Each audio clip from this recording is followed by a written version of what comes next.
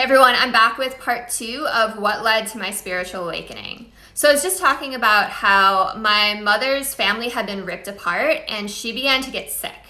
So she began to get physically sick with, real diseases, real illnesses, but also sick with things that doctors had never even heard of before and couldn't even explain. And they started to put her on medication. And, the medication also kind of served to numb her emotions. And at the height of it, she was on a fentanyl patch, which we all know what fentanyl is. She was on Dilaudid, which is a pretty intense narcotic. And then she was on 11 other pills every day. She was given pills for the side effects of other pills. She complained endlessly about everything. She slept for all but a few hours of daylight. Literally, she was in bed all the time. When she was awake, she was falling down all the time. She was nodding off at the dinner table. She forgot conversations that we had the day prior. And this lasted almost 15 years, over 10 years for sure. And I lived with all this guilt. I was like, oh my God, I destroyed my family and I broke my mother.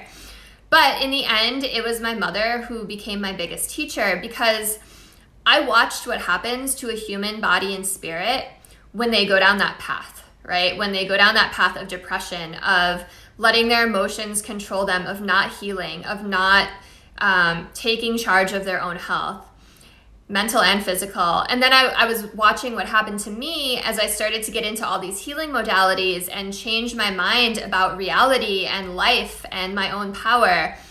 And I realized I never wanted to take that path that she took.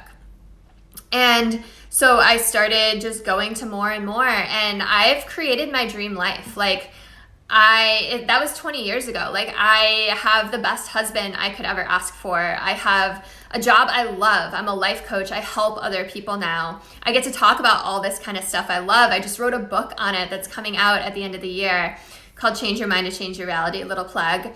I have the paycheck I've always wanted. We travel all the time. I love traveling. We're building our dream house.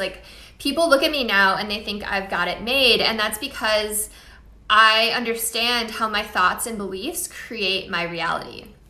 And by the way, the learning never ends. I'm still reading every book I can get my hands on. I'm still watching webinars and reading books and going to seminars, workshops, retreats, listening to podcasts from other speakers and authors who inspire me.